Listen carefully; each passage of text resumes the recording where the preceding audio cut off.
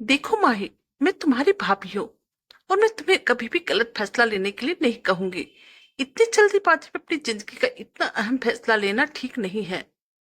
एक बार फिर इत्मीनान से और शांत मन से हर पहलू को ध्यान में रखकर विचार कर लो।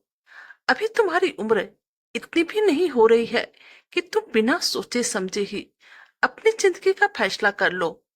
आखिर तुम क्यों जानबूझकर कुएं में छलांग मार रही हो?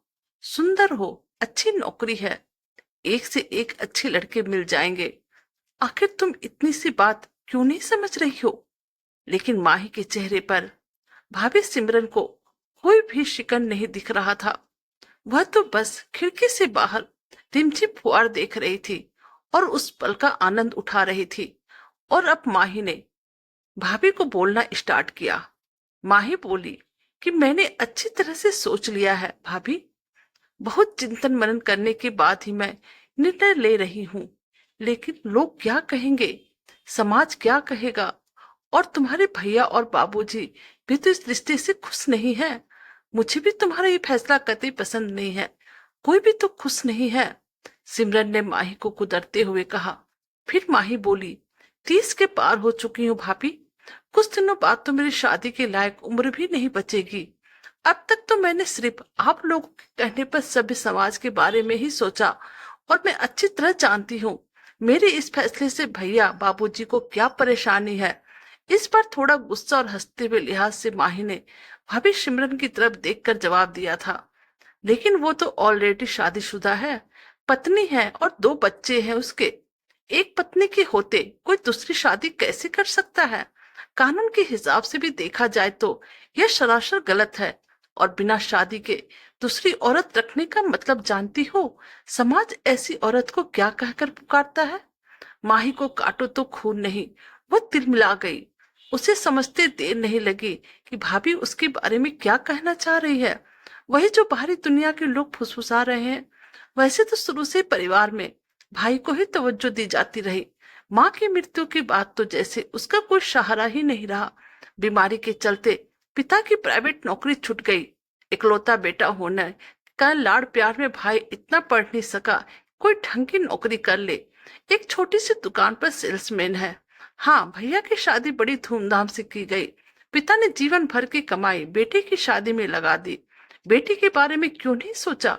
आज अगर पापा मेरे बारे में सोचते तो मुझे ये फैसला नहीं लेना पड़ता। अब भला बेटी क्यों ना स्वार्थी हो जाए? आखिर उसका भी तो अपना जीवन है, कुछ सपने हैं। उसने क्या ठेका ले रखा है भैया भाभी और उनके बच्चों की परवरिश का? अब परिवार के सभी लोग डर रहे हैं। उन्हें यह चिंता नहीं है कि मैं किसी शादीशुदा शख्स से प्रेम करती हूँ, उससे शादी करना चाहती हूँ। बल्कि उन्हें डर तो है आर्थिक तंगी से दो चार होने का। अगर मैं इस घर से चली जाऊंगी तो फिर इस घर का खर्चा कैसे चलेगा? बच्चों के प्राइवेट स्कूल की मोटी फीस कौन देगा? महीने भर का राशन और अन्य खर्चे कहाँ से पूरे होंगे? भाई की छोटी सी तनख्वाह तो पता ही नहीं चलता कब और कहाँ गायब हो गई। मैं जानती हूँ भाभी, ऐसी औरत को रखेल कहते हैं। इस बार गुस्से के साथ साथ माही की आंखें थोड़ी नम थी। वह लगातार बोलती जा चली गई। लेकिन आप बेफिक्र रहिए, मैं ऐसा कोई निर्णय नहीं लेने वाली।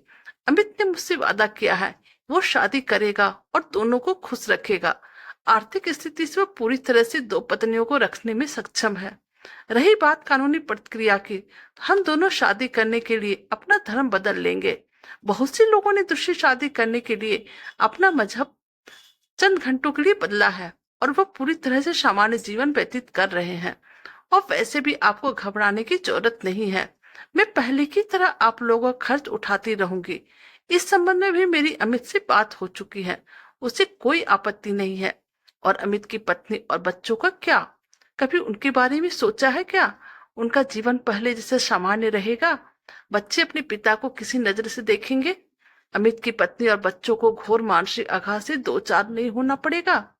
इस बार सिमरन भी माही की आंखों में आंखें गड़कर बोलती चली गई। देखो, तुम्हारे लिए अमित की पत्नी ने यह चिट्ठी भेजी है, तुम इसे पढ़ लो। भाभी सिमरन के हाथों में कागज का टुकड़ा देख माही अवाक रह गई। शायद वह अमित की पत्नी की इस प्रतिक्रिया के लिए तैयार नहीं थी। कुछ देर वो अपनी भाभी को एकटक देखती रही, फिर कपकपाते हाथों से कागज का टुकड़ा ले लिया। न जाने क्यों यह पद उसे बहुत ही भारी और बोझिल लग रहा था।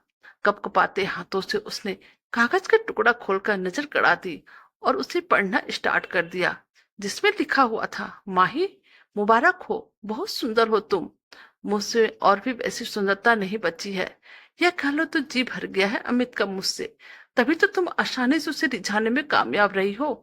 हम लोगों का प्रेम विवाह हुआ था। कहना ना होगा कि शादी के पहले भी हम दोनों में अटूट प्रेम था, लेकिन अब मेरी ड्यूटी सिर्फ बच्चों और घर गृहस्थी को संभालने के लिए रह गई है। अब इससे अलग नहीं होना चाहती। प्रेम भी करती हूँ और कुछ मजबूरियां भी है। शायद तुम नहीं समझ सकोगी, लेकिन एक बार याद रखना कि तुम दूसरी औरत ही रहोगी, जीवन भर, हमेशा। मेरे मरने के बाद भी सिर्फ दूसरी औरत, दूसरी पत्नी। दूसरी औरत हमेशा पहली पत्नी और उसके बच्चों का जीवन बर्बाद करने के बाद ही दूसरी पत्नी बनती है। दूसरी पत्नी यानी एक स्वार्थी प्रेमिका अपने स्वार्थ के लिए पहली पत्नी के सपनों को मिट्टी में मिला देती है। सिर्फ तुम्हें ही दोष नहीं दूंगी, अमित भी मेरा जीवन बर्बाद करने के लिए उतना ही जिम्मेदार है जितना कि तुम। माही का पूरा शरीर पसीने से तर हो गया। कपकपाते हाथों से चिट्ठी फिसलकर जमीन पर गिर गई। उसे समझ में नहीं आ रहा था कि वह क्या करे। अभी तक उसने जो तर्क अपनी भाभी को दिए थे, वे सारे तर्क उस छोटे लगने लगे थे। अब उसकी आंखों से अश्रुधारा बह निकली और जमीन पर टपक रहे आंसुओं से चिट्ठी में लिखे शब्द भी धूमिल होने लगे थे। दोस्तों, कहानी अच्छी लगे तो प्लीज चैनल को लाइक कीजिए, सब्सक्राइब कीजिए और शेयर कीजिए। Thank you.